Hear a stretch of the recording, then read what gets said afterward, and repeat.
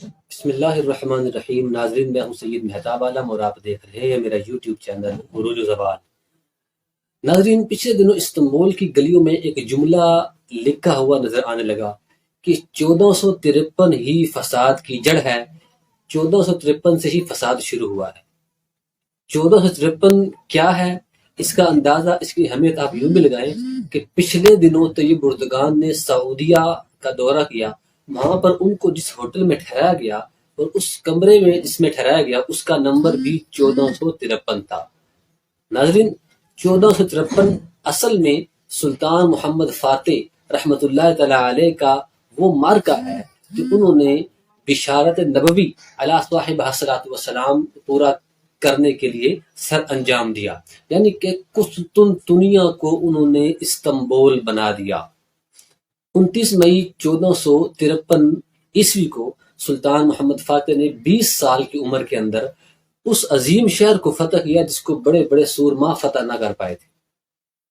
اس لیے آج تک ان لوگوں میں سے کچھ لوگ اسلام کا لبادہ اوڑھ کر ان کو اس بات کی درد اور تکلیف ہوتی ہے کہ سلطان محمد فاتح نے اس عظیم شہر کو فتح کر کے سلطنت عثمانیہ کا حصہ کیوں بنا دیا۔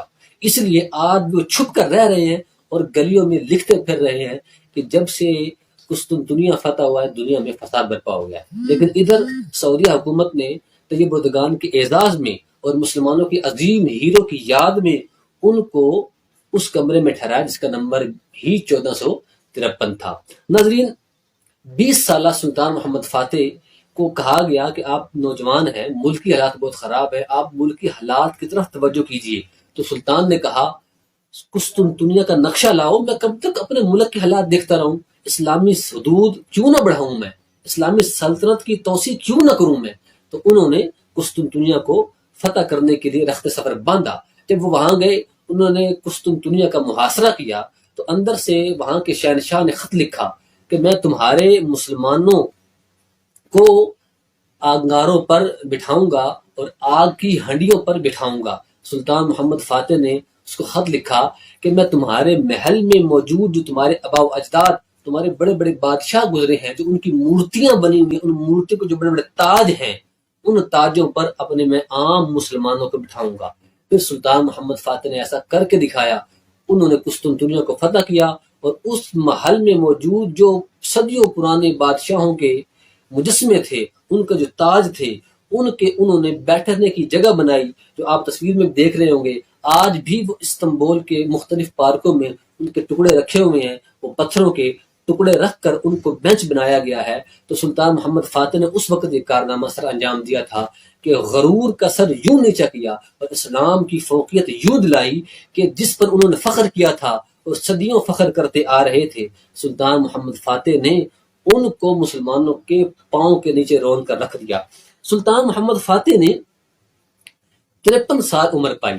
20 سال سے لے کر 53 سال تک انہوں نے 19 ملکوں کے مختلف شہروں کو فتح کیا۔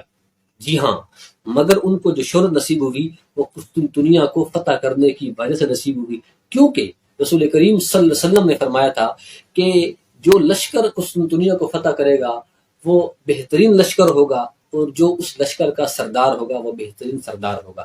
ناظرین، کیا آپ جانتے ہیں کہ جب سلطان محمد کا انتقال ہوا اس وقت 3 دن تک یورپ میں خوشی کا سما رہا اور وہ جشن مناتے رہے کہ شکر ہے ایسا بندہ اس دنیا سے چلا گیا جو ہمارے لیے بہت خطرناک تھا۔ ناظرین، فرانس کے مشہور مورخ جیے نے کہا کہ تمام کرسچنز پر، تمام عیسائیوں پر یہ لازم ہے کہ وہ رب تبارک و تعالیٰ کی بارگاہ میں دعا کریں کہ دوسرا سلطان محمد فاتح مسلمانوں کی نسلوں میں پیدا نہ کرے، کہ اگر سلطان محمد فاتح دوبارہ پیدا ہوا، اس جیسا کوئی دوبارہ بندہ آیا تو ہمیں چھپنے کی، ہمیں رہنے کی اس دنیا پر جگہ نہیں ملے گی۔ وہ ہمارے آباء و اجداد تھے، ہمارے اسلاف تھے کہ جن کی ہیبت آج تک ان کے دلوں میں، غیروں کے دلوں میں بیٹھی ہوئی ہے، اور ایک آج ہم ہیں کہ ہم آپس میں دست و گریباں ہیں۔ اللہ تبارک و تعالیٰ مسلمانوں کو آپس میں اتحاد اور اتفاق عطا فرمائے اور ہمیں سلطان صلاح الدین ایوبی، سلطان محمد فاتح، سلطان نور الدین زنگی، سلطان محمود غزنوی جیسے حکمران عطا فرمائے۔ آمین بجاہ النبی امین صلی اللہ علیہ وسلم۔ انشاءاللہ پھر حاضر ہوگی ایک نئی ویڈیو کے ساتھ۔ تب تک کے لیے اپنا خیال رکھیے. اللہ حافظ.